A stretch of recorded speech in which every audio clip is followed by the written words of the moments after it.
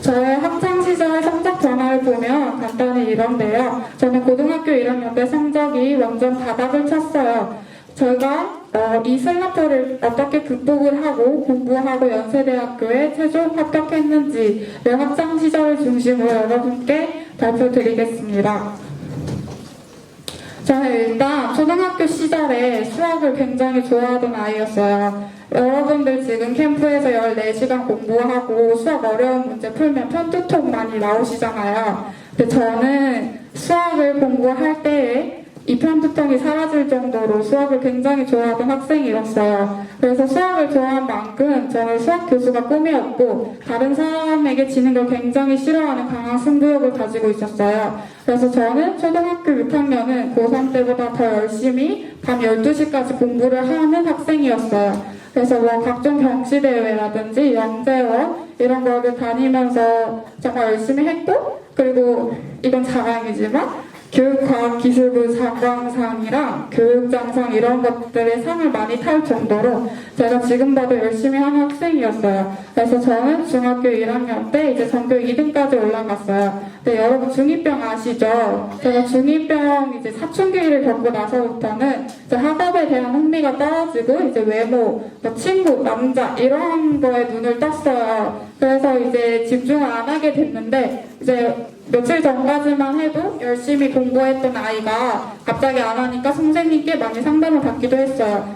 그런데도 저는 이제 중학교 2, 3학년 때 성적이 항상 전교권을 유지했어요. 그 이유는 이제 초등학교 때 열심히 공부를 했고 이제 고등학교 1학년까지 선행을 나갔기 때문에 굳이 열심히 공부를 안 해도 성적이 잘 나왔어요. 그래서 저는 중학교 3학년 때 나는 열심히 공부를 하지 않아도 잘 나오는 학생이구나 라는 자만심에 빠졌어요.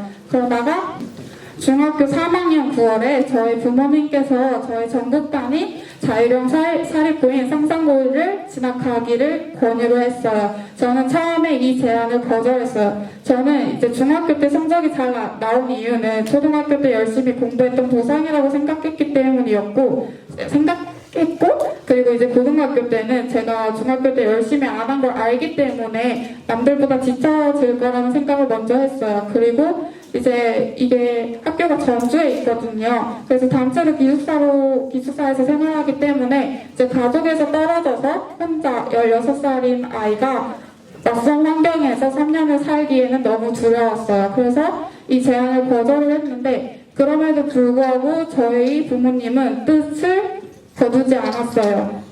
제가 의사가 되길 원하셨는데 이 학교가 현재까지도 전국에서 제일 의대를 많이 보내는 학교예요.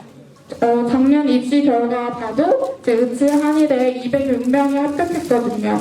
그래서 이제 이 학교를 가야겠다, 나는 너를 의사를 만들어야겠다라는 거의 3주간을 냉전을 했어요. 거의 진짜 저한테 밥 먹으라는 소리도 일차하지 않았고요. 그래서 저는 이제 여러분들도 이 캠프 안 오시고 싶었는데 온 친구들 많잖아요. 그런 거와 마찬가지로 저도 이제 타이로 인해서 고등학교를 이제 원서를 쓰게 되었어요. 근데 저는 이 학교에 오기 싫었잖아요. 근데 이게 2차 면접이 있는데 저는 굳이 붙어도 상관없기 때문에, 안 붙어도 상관이 없기 때문에 면접에 막 나갔어요. 막 나갔는데 이걸 면접관 분들은 얘가 정말 자신감 있고 솔직하고 꿋꿋하고 뭔가 지조 있다고 판단을 했나봐요. 그래서 합격을 시켰어요.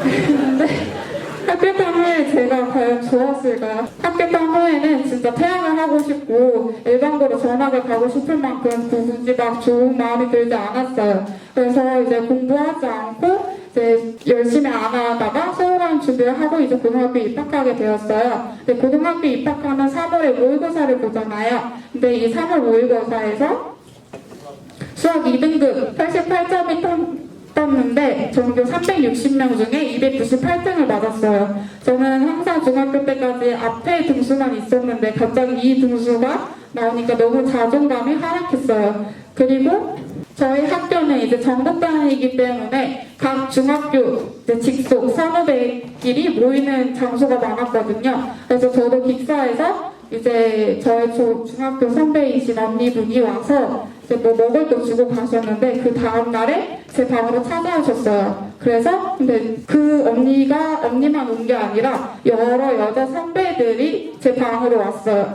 근데 그래서 하는 말이 너가 어제 앉아서 인사를 우리한테 했는데 너가 앉아서 인사를 그렇게 한 거는 무례하고 버릇없는 행동이라고 했어요. 저희 학교는 이만큼 서로의 관계를 깍듯하고 인사를 항상 정중히 했어야 됐어요. 그래서 저는 이 말을 딱 들었을 때 그냥 무시했어요. 쌩갔어요. 근데 그 다음날이 되니까 제 별명이 상상고 사대 싸가지가 되어 있더라고요. 정말 버릇없는 얘라고 소문이 나 있어서 그때가 이제 동아리 면접 기간이었는데 다 탈락했어요. 이제 여자 선배들이 다 이제 문자를 다 돌려서 얘 싸가지 없으니까 붙게 하지 말고 탈락시켜라. 그래서 저는 이제 원래도 가기 싫은 환경이었는데 이제 인간관계도 꼬이고 그리고 룸메랑도 사이가 안 좋고 여러 가지 상황들로 인해서 되게 많이 힘들었어요. 그렇다고 해서 일반고로 가기에는 제 자존심이 허락하지 않았어요. 그래서 제가 선택한 방법은 회피였는데 처음에 1학기 내신은 유치원 등급이 나왔어요. 근데 이걸 딱 받으면 공부가 하기 싫어지거든요. 그래서 이제 2학기 돼서 정말 더 안 했어요. 진짜 야자도 맨날 쬐고 수업도 열심히 공부 안 했고 그래서 제2 외국어 같은 경우는 그냥 3번으로 찍고 자서 막 9등급, 막 18점도 나왔고요. 특히 수학과 같은 경우에는 100점 만점 중에 객관식 문제가 100점 만점 중에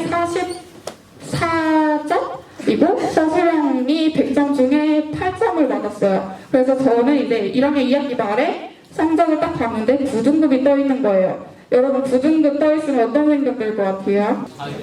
공부하기 싫겠죠. 그리고 저 여담으로 근데 아무리 그 과목에 능력이 없어도 저희들끼리는 7, 8등급은 맞을 수 있다라는 말을 많이 해요. 근데 9등급은 솔직히 9등급 맞는 얘는 또라이 아니냐 이런 말을 얘들이 자주 했는데 그 말을 제 앞에서 하는 거예요. 근데 그러면 이제 자존감이 되게 하락을 하겠죠. 그래서 또 이렇게 공부를 안 하다가 저희 학교에 명사초청 특강 프로그램이 있는데 유명한 교수님들이 와서 강연을 하는 거였어요. 그래서 저는 이제 용기의 심리학이라는 강연을 들었는데 제가 고등학교 1년 동안 한 행동은 나를 스스로 시험하지 않고 나의 한계를 섣불리 판단할 거라는 생각을 했어요. 고등학교 1년 내내 제가 제 친구들에게 하는 말이 있었는데 나는 이 학교가 오기 싫었다는 말을 자주 했어요.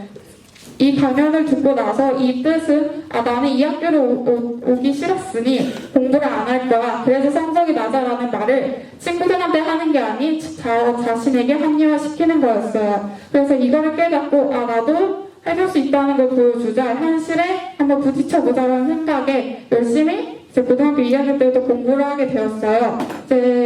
저희 학교 기숙사 학교이기 때문에 밤 12시가 되면은 단체 소등을 해요. 그래서 그때 공부를 하든 어떤 행동을 하면 모두 다 벌점으로 받았어요. 그래서 12시 이후에도 공부가 다 안 끝났는데 공부를 해야 하는 시험 기간 같은 경우에는 저희 학교 은어가 있는데 화자가 있어요. 화장실 자습이라고 유일하게 불이 켜지는 공간이 화장실이었어요. 그래서 변기 뚜껑 위에서 공부를 했어요. 근데 이렇게만 행동을 하다가 너무 공부할 시간이 부족한 거예요. 그래서 친구랑 합의하에 고등학교 근처에 있는 아파트에서 하숙을 하게 돼요. 하숙을 하게 되니까 고등학교 1학년 때보다 이제 도서관에서 공부할 시간이 많아지고 제가 이제 공부가 다 끝난 시간에 잘 수 있게 되었어요. 근데 고등학교 1학년 때 이제 기초가 너무 부족하다 보니까 성적이 바로 오르지도 않았고 그리고 제가 미처 생각을 못했던 게 이제 전주에 제가 집이 전주가 아니니까 부모님이 안 계시죠. 그리고 기숙사 통금 시간도 없고 그래서 밤에 일탈이 너무 가능했어요.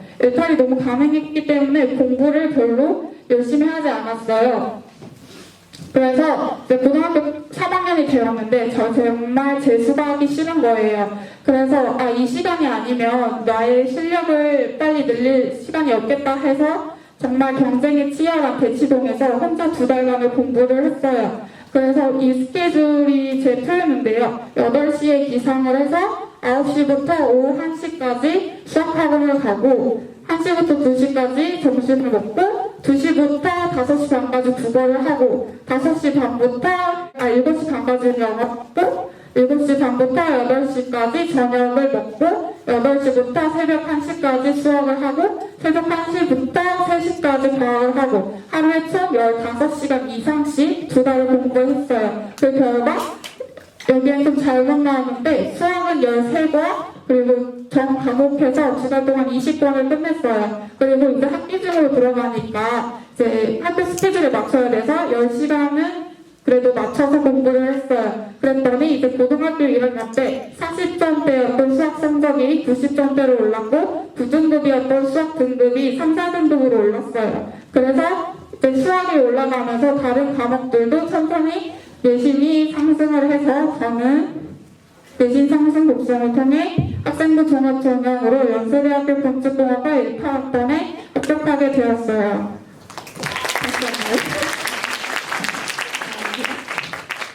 제가 간단히 말하면 일단 무엇보다 간절함으로 공부를 했던 것 같고요. 다른 공부법이랑 다른 게 없지만 여러분 여기서 맨날 해평 담당쌤들이랑 상담하잖아요. 저는 이제 고등학교 2학년 때 그걸 담임 선생님이랑 같이 했어요. 제가 학습 플래너를 계획을 하면 그걸 가지고 아침에 맨날 담임 선생님께 제출을 해서 담임 선생님이 너는 이 과목이 부족하다. 이 과목에 어떤 공부법이 잘못된 것 같다. 이런 식의 피드백을 받으면서 내가 어떻게 공부를 해야겠구나를 고등학교 2학년 2학기 때 깨닫게 되었어요. 그리고 공부를 딱 되지 않을 때는 강력한 동기부여가 되는 영상들을 주로 찾아보았고요.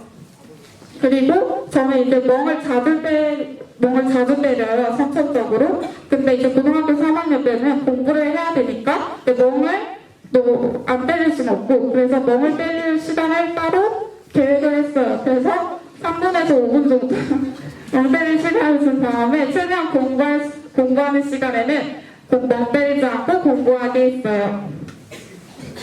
마지막으로 하고 싶은 말이 단 하나의 경험도 우리에게 헛되지 않다는 건데 제가 이제 고등학교 면접을 봤던 것이 제가 연세대학교 면접에 합격한 결과가 되었고요. 그리고 이제 끝까지 가봐야 한다라는 말을 전해주고 싶은데 이제 저희 학교는 고3 때 수행평가 결과가 모의고사 점수를 그대로 환산해서 나왔어요. 근데 저는 모의고사 점수가 높은 편이 아니었기 때문에 항상 수행평가 그 확인 조기를 보면 항상 제일 거의 밑쪽에 있었어요. 근데도 이제 저보다 위에 있던 친구들 지금 삼수에서 학교를 가거나 아직도 대학을 못 간 친구들이 많거든요. 그래서 지금 못한다고 해서 끝이 아니 정말 끝까지 가봐야 아니까 정말 열심히 끝까지 공부하셨으면 좋겠고요.